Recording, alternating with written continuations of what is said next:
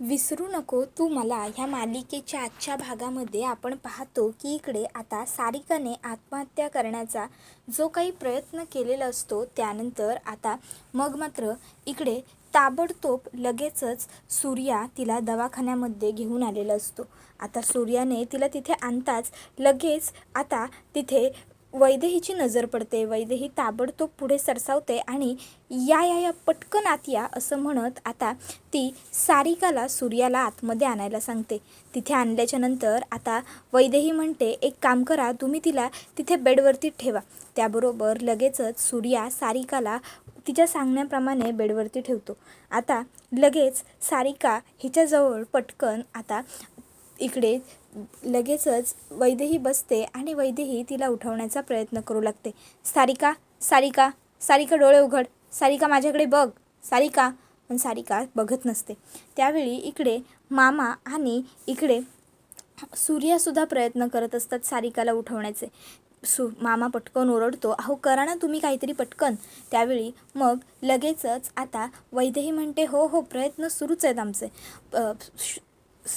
तू सूर्या थोडा वेळ प्लीज यांना घेऊन जाशील का? डोंट वरी, होईल लवकर ती बरी, तुम्ही जा. त्याबरोबर मग मात्र आता सूर्या म्हणतो, मामा चल. आणि मग मामा आता सूर्या हा मामाला आता तिकडनं घेऊन जात असतो. त्यावेळी मामा म्हणतो, अरे पण आपली चिंगळ्या. त्याबरोबर सूर्या म्हणतो, काळजी करू नको मामा, होईल ती बरी, आहेत ना इथे डॉक्टर, होईल व्यवस्थित सगळं. त्याबरोबर लगेचच आता इकडे पटकन तिची ओरडते, सुलेखा पटकन हिच्यासाठी सलाईन घेऊन ये, सलाईनची खूप एमर्जन्सी आहे. त्याबरोबर मग ती सलाईन आणायला जाते. तोपर्यंत इकडे मामाला फोन येतो. मामा फोनवरती बोलत असतो, खूप भीती वाटते मला. हो ना, खूप खूप काळजी वाटते. अहो नाहीतर काय, एकुलती एक पोरगी असावं आमची. हो हो, लवकरात लवकर बरी होई ती. बाकी मगे आमका काय एक नको. हो, आमची चिडवा बरी झाली मगे आमका सगळा काय घावला. होय होय होय. त्यावेळी इकडे आता लगेचच आता जी डॉक्टर असते ती सर्व प्रयत्न वाचवण्याचे सुरू करते, जेणेकरून आता लवकरात लवकर इकडे जी चिंगळ्या म्हणजे सारिका आहे ती शुद्धीवरती यावी. तर तोपर्यंत इकडे सूर्यालासुद्धा खूप भीती वाटलेली असते. सूर्यासुद्धा घाबरलेला असतो. तर दुसऱ्या बाजूला इकडे आता लगेचच प्रयत्न सुरू केल्यामुळे आता जरा कुठे जाऊन आता इकडे सारिकाची अवस्था बरी असते. तर दुसऱ्या बाजूला इकडे सूर्याला मात्र काळजी वाटायची थोडीच थांबणार असते. आफ्टर ऑल ती सूर्याची बहीण असते. सूर्याला खूप जास्त काळजी वाटत असते. त्यामुळे सूर्या हा आता तिथेच उभा असतो. सूर्या विचार करत असतो की काही झालं तरी लवकर चिंगळ्याने बरा होऊकच होया. त्यावेळी मग आता लगेच इकडे डॉक्टर ह्या म्हणत असतात की लवकर सलाईन इंजेक्ट करा. पेशंटला आपल्याला एनीहाव लवकर शुद्धीवरती आणायचं आहे. शुद्ध हरपण्याच्या आत शुद्धीवरती आणायला हवं आपण तिला. त्यावेळी मग आता लवकरात लवकर तिकडे सारिकाला शुद्धीवर आणण्याचे सगळे प्रयत्न सुरू झालेले असतात. सारिका आता शुद्धीवर येणार असते. तर दुसऱ्या बाजूला इकडे आता या सर्व प्रकरणामुळे खूप जास्त टेन्शन झालेलं असतं. ते म्हणजे सूर्याला कळत नसतं की सारिकाने हे सगळं का केलं, कशासाठी केलं, हे सगळं करून सारिकाला नेमकं काय मिळालं. तो या सर्व विचारांमध्ये व्यस्त असतो. तर दुसऱ्या बाजूला शोभा ही सांगत असते, अहो भाईनू तुम्हाला काय सांगू, काय अवस्था झाली होती ती आपल्या सारिकाची घरामध्ये. अहो मला तर तिच्याकडे बघवतसुद्धा नव्हतं, इतकी वाईट अवस्था होती.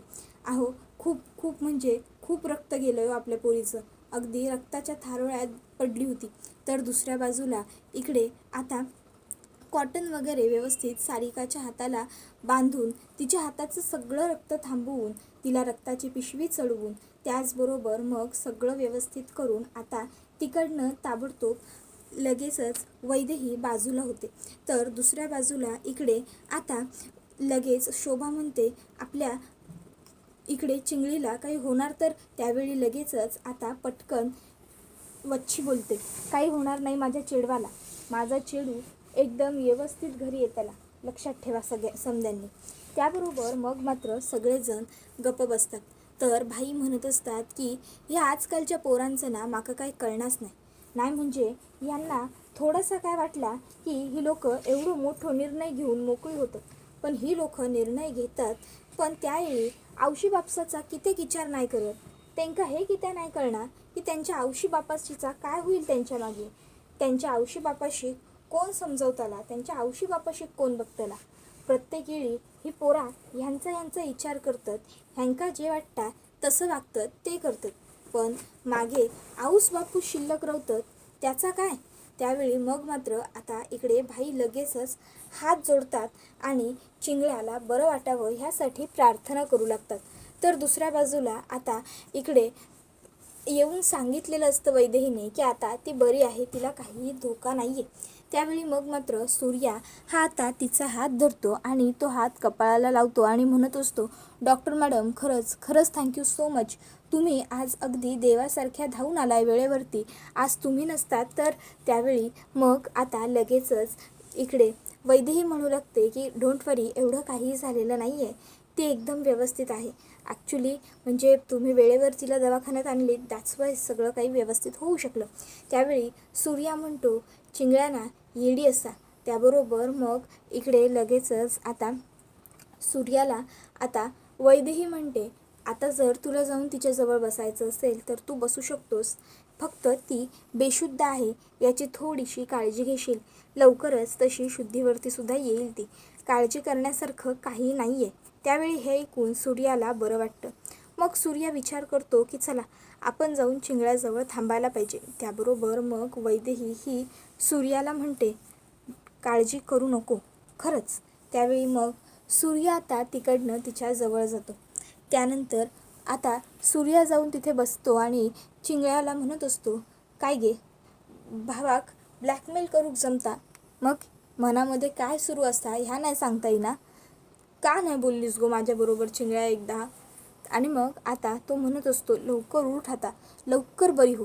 तर हे सगळं काही वैदेही बघत असते. एका भावाचं आपल्या बहिणीवरती असलेलं प्रेम बघून तीसुद्धा थोडीशी इमोशनल होते.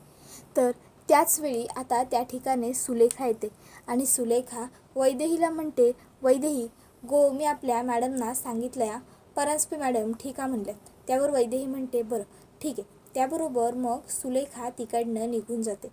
तर सूर्या मागे वळून पाहतो तर तिथे वैदेही उभी असते. आता वैदेहीला मागे उभी पाहून मग सूर्या काही बोलणार इतक्यात वैदेहीच तिकडनं निघून जाणं प्रेफर करते आणि ती थेट तिकडनं निघते आणि जाते. त्यावेळी मग मात्र आता इकडे सूर्या हा वैदेहीच्या मागे जायला लागतो.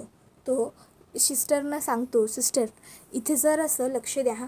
त्यावेळी सिस्टर होकार देतात. त्यानंतर वैदेही केबिनमध्ये जाते. केबिनमध्ये जाऊन ती 2 मिनटं शांत उभी राहते. ती विचार करते, नक्की मला सूर्या कळलाय तरी कसा, नक्की सूर्या चांगला आहे का नाही. वैदेही तिच्या विचारांमध्ये व्यस्त असते. इतक्यात तिला डोर नॉक केल्याचा आवाज येतो. आत येऊ काय. त्याबरोबर वैदेही म्हणते, येस कम इन. आणि तिची नजर समोर जाते तर तिथे दुसरं तिसरं कोणीही नसून चक्क सूर्या असतो. मग सूर्या केबिनमध्ये आल्यावर वैदेही ही खाली बघत असते. तर सूर्या हा तिला विचारतो, आत येऊ ना. त्यावर वैदेही म्हणते, हो कम इन म्हटलं आहे मी. त्यावेळी सूर्या आतमध्ये येतो. तर आता तो वैदेहीला म्हणत असतो, थँक्यू. त्यावर वैदेही त्याच्याकडे बघत राहते. त्यावर तो म्हणतो, नाही म्हणजे आज आमच्या चिंगळ्यासाठी तुम्ही जा काही केलात त्या सगळा लई महत्त्वाचा होता ना, म्हणान थँक्यू. त्याबरोबर वैदेही म्हणते, नाही चूक आहे, तुम्ही तिला वेळेवरती दवाखान्यात घेऊन आलात म्हणून तिचा जीव वाचवणं आम्हाला जास्त सोपं गेलं. त्याबरोबर मग सूर्या म्हणत असतो, ठीक आहे. आणि मग आता लगेचच सूर्या हा तिकडनं जाणार असतो. तर त्यावेळी मग वैदेही सूर्याला म्हणते, 1 मिनिट. त्यावेळी सूर्या तिथेच थांबतो. आता सूर्याने तिथेच थांबल्याबरोबर मग मात्र आता वैदेही ही सूर्याला म्हणते, ऐकतोस ना. सूर्या म्हणतो, हो कशाला थांबवलं बोला. त्यावेळी वैदेही ही लगेचच पटकन त्याचं जे घड्याळ तिच्या बॅगेत असतं ते काढते आणि त्याच्या हातावर टेकवत म्हणते, हे घे, हे तुझं घड्याळ. ॲक्च्युली त्या दिवशी जेव्हा आमच्या घरी आला होतास तेव्हा मे बी तिथे पडलं होतं. आणि मग सूर्या ते घड्याळ घेतो. त्यानंतर सूर्या तिकडनं जात असताना समोरून त्याच वेळी बरोबर वरत येतो. आता वरत आणि सूर्या हे दोघं समोरासमोर आलेले असतात. वरदला सूर्याला बघून खूप जास्त राग आलेला असतो, तो भडकलेला असतो. तर वैदेही आता जाते आणि दोघांच्या मध्ये उभी राहते. तर वरद हा म्हणत असतो, काय रे, तुला देसायांपासून लांब राहा सांगितलंय, समजत नाही का? त्यावेळी मग सूर्या काही उत्तर देणार इतक्यात वैदेही पटकन बोलते, एक मिनिट वरद, हे बघ, मला इथे अजिबात तमाशा नको आहे, मला इथे अजिबात वाद नको आहे, भांडणं नको आहेत, काहीच नको आहे. हे हॉस्पिटल आहे, ह्याचं भान दोघांनीही राखा, कळलं तुला? शांत बसा दोघांनी पण. त्यावेळी मग आता लगेचच सूर्या हा शांत होतो. तर मग वैदेही ही वरदला म्हणते, वरद, तुलासुद्धा सांगते मी, तूसुद्धा शांत हो. हे बघ, हे हॉस्पिटल आहे, कळतं आहे ना दोघांना पण? त्यावेळी मग वरद म्हणत असतो की यो कशाला इला होता इथे, ह्याचा काय काम होता? त्यावेळी मग आता सूर्या काही बोलणार इतक्यात वैदेही म्हणते, बहीण ॲडमिट आहे त्याची इथे, बहिणीसाठी आला होता तो त्याच्या, कळलं? त्यावेळी मग लगेचच आता वैदेही वरदला सूर्यापासून लांब ढकलते. तर सूर्या फक्त त्याच्याकडे एक बोट दाखवतो आणि म्हणतो, शांत बस. तर तोपर्यंत लगेचच तो म्हणतो, बहीण ॲडमिट असा, बरं झाला नाही, म्हणजे तिका तरी कळला, ह्या असल्या लोकांबरोबर राहण्या वाचून मेलेला परवडला. त्याबरोबर आता सूर्याला आणखीन राग येतो. तो म्हणतो, हे बघ, मला जे काही बोलायचं आहे ते बोल, माझ्याशी जे काही बोलायचं आहे ते बोल, पण माझ्या कुटुंबाबद्दल एक शब्दही नाही आहे. मी नाही ऐकून घेणार माझ्या फॅमिलीला कोणी काही बोललं तर, समजलं? त्यावेळी मग मात्र आता लगेचच ती म्हणते, एक मिनिट, काय चाललं आहे तुम्हा दोघांचं? प्लीज शांत राहा ना जरा, हे हॉस्पिटल आहे, इथे हा असा वाद घालायचा नाही. सूर्या, हे बघ प्लीज, तू इकडनं जा. राहिला प्रश्न सारिकाच्या तब्येतीचा, तर सारिकाच्या तब्येतीचे सगळे अपडेट्स तुला वेळच्या वेळी मिळत राहतील, पण आता तू इकडनं प्लीज जा, प्लीज सूर्या. त्यावेळी सूर्या होकार देतो आणि मग सूर्या हा तिकडनं निघतो.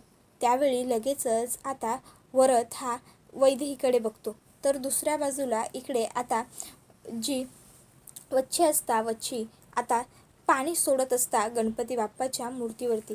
तिने देव पाण्यामध्ये ठेवलेले असत, जेणेकरून सारिका लवकरात लवकर शुद्ध येऊ हवी. आणि म्हणूनच आता वच्छी सारिकाकरिता प्रार्थना करत असता. तर दुसऱ्या बाजू खैसर वरद वैदेहीक म्हणता, वैदेही, जा काय असतला औषध बिवषध त्या एकदाचा लाव पटकिनी आणि मोकळा कर माका. त्याबरोबर ती म्हणते, हो, ये बस इथे. त्यानंतर तो बसल्यामुळे त्याला खूप जास्त अचानक ठसका जाऊ लागतो.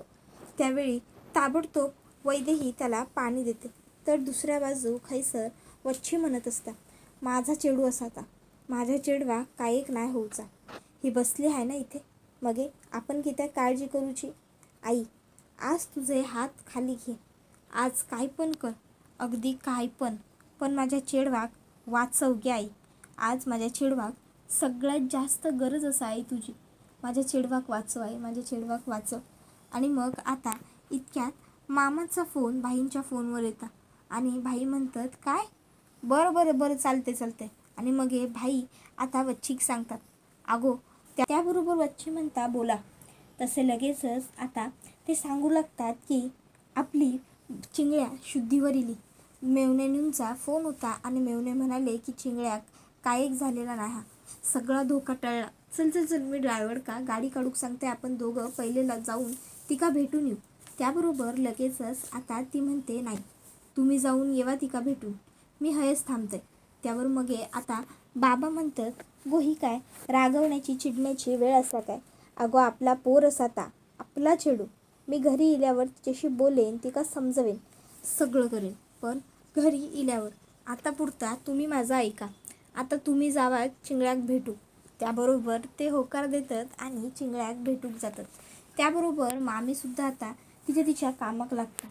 तर इकडे आता त्या नतमस्तक होतात आणि इतक्यात चुकून डोरबेल वाजते. त्याबरोबर ती विचार करते, यावेळी कोण आलं असेल. मग आता ती दरवाजा जाऊन स्वतःच उघडते. आता दरवाजा उघडते तर समोर तिला खूप मोठी महत्त्वाची आसामी दिसते. तर दुसऱ्या बाजूला इकडे आता दवाखान्यामध्ये जी वैदेही आहे ती वरदला पाणी वगैरे देऊन रिलॅक्स तर करते. त्यानंतर ती वरदला म्हणत असते, वरद, आपल्याला आता सुरुवात करायला हवी ट्रीटमेंटला. तर गुरुजींना बघून वच्ची खूप खुश होते. शुभम भवतु सुखी भव असा आशीर्वाद गुरुजी देतात. मग गुरुजींनी हा आशीर्वाद देऊन झाल्याच्या नंतर ताबडतोब वच्छी गुरुजींना म्हणते, गुरुजी अहो तुम्ही इकडे येण्याचे कष्ट कशाला घेतले? मला सांगायचं होतं ना, मी स्वतः तिकडे तुम्हाला भेटायला आले असते. त्यावेळी गुरुजी हे वच्छीला म्हणतात, वच्छी आज मी अचानक आलो आहे. त्याबरोबर दुसऱ्या बाजूला इकडे वैदेही ही वरदला म्हणते, वरद वर बघ. आणि हो हे अँटीसेप्टिक आहे, त्यामुळे याने थोडीशी जळजळ ही होतेच, तर थोडीशी काळजी घे. वरद म्हणतो, मला काय एक होत नाही, तू काय करायचं असा आता तू कर. त्यावेळी वैदेही औषध लावायला येते. तसा वरदला झोंबतं थोडंसं. वरद म्हणतो, ऐक आ, आणि तो पटकन वरती बघतो. वरती वैदेहीच असते.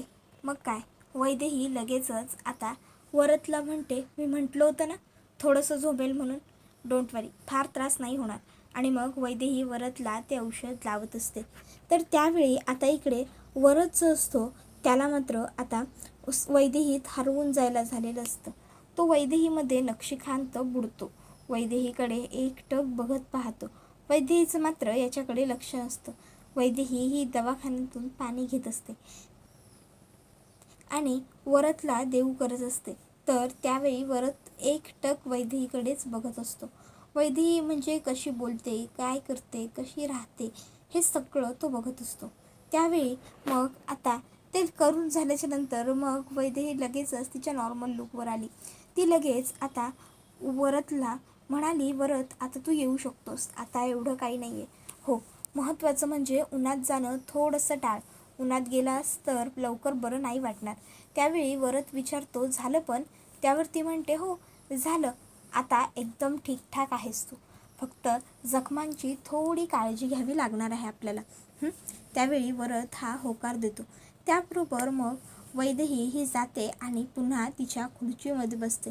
आता वरद हा बघत राहिलेला असतो, काय वैदेहीची ती स्टाईल, काय तिचा तो उठण्याचा तोरा, काय तिची बसण्याची पद्धत, काय तिचा लहेजा, हे सगळं काही बघून वरद वैदेहीवरती फुल इम्प्रेस झालेला असतो. तो वैदेहीला हाक मारतो, वैदू. त्यावेळी वैदेही वरती बघते. वरद म्हणतो, घरी कधीपर्यंत येशील? त्यावर वैदेही त्याने असा प्रश्न विचारल्यावर म्हणते, कधीपर्यंत म्हणजे इथली सगळी कामं संपली, सगळ्या पेशंटना चेक वगैरे केलं की मग येईन. त्याबरोबर लगेचच आता वरद हा, होय चालेल, मी वाट बघतोय, एवढा बोलून तिकडनं निघून जातो. आता वरद तिकडनं निघून गेल्याबरोबर लगेचच आता वैदेही विचार करते, हा का आज माझी इतकी काळजी करतोय? तर दुसऱ्या बाजूला वच्छीला आता त्यांच्या नेने गुरुजींनी सांगितलेलं असते की वच्छे, तुझा पुढचा काळ धोक्याचा येणार आहे, घरात येणारी सूनच तुझ्या डोक्यावर काळ ठरणार आहे. त्याबरोबर आता मात्र वच्छी घाबरते. त्याबरोबर दुसऱ्या बाजूला इथे आता वैदेही ही वरदकडे बघत असते. वैदेहीलाही कळत नसतं की वरद नेमकं असं का म्हणालं.